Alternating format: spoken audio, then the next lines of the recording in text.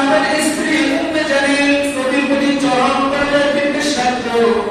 নবী সাল্লাল্লাহু আলাইহি ওয়াসাল্লাম যখন বাইরে থাকতেন দরজার সামনে বড় বড় কাঁটা ধরে রাখতেন, কাঁটা ধরে রাখতেন।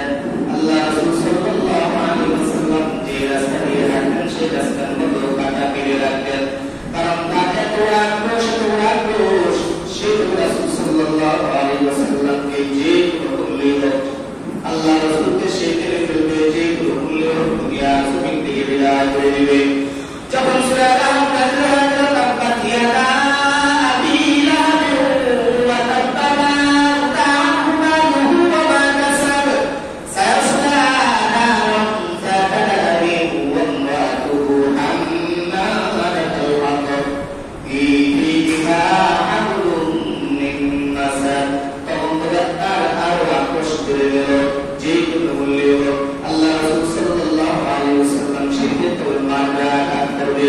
সেই আল্লাহ রাসূল সাল্লাল্লাহু আলাইহি ওয়াসাল্লামকে প্রায় সময় পাথর দিয়ে আল্লাহ রাসূল আঘাত করতে আসে, কিন্তু আল্লাহ পাক রব্বুল আলামিন কি মহিলার দৃষ্টি শক্তি ভাবে ওকে উপরে দিয়েছিলেন, কারণ সে তারপরে আল্লাহ রাসূল সাল্লাল্লাহু আলাইহি ওয়াসাল্লাম মসজিদে নববীর মধ্যে নামাজ পড়তেছিলেন, সেই একটা বিশাল পাথর নিয়ে আসলো আল্লাহ রাসূলকে মারার জন্য। আল্লাহ রাসূল সাল্লাল্লাহু আলাইহি ওয়াসাল্লাম হযরত আবু বকর সিদ্দিক রাদিয়াল্লাহু তাআলা আনহু উভয় যুদ্ধে একসাথে দাঁড়িয়ে রয়েছেন। আবু জাহল সিদ্দিক জামিল বলতেছে, ইয়া আবু বকর, হে আবু বকর, মুহাম্মদ কোথায়?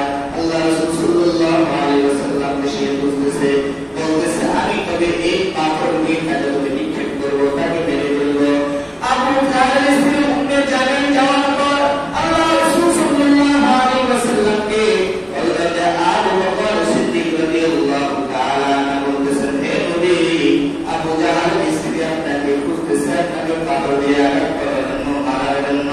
আল্লাহ রাসূল সাল্লাল্লাহু আলাইহি ওয়াসাল্লাম বলতেছেন, সে আমাকে কোনদিন মারতে পারবে না, কারণ বড় আল্লাহ পাক রব্বুল আলামিন আমার থেকে তার যে শক্তি আছে আল্লাহ তবে বিলিয়ে দিয়ে গেছেন। সুবহানাল্লাহ। সে কোনদিন মারতে পারবে না, কারণ তার যে আমার প্রতি যে বৃষ্টি শক্তি ছিল এটা আমার ছিল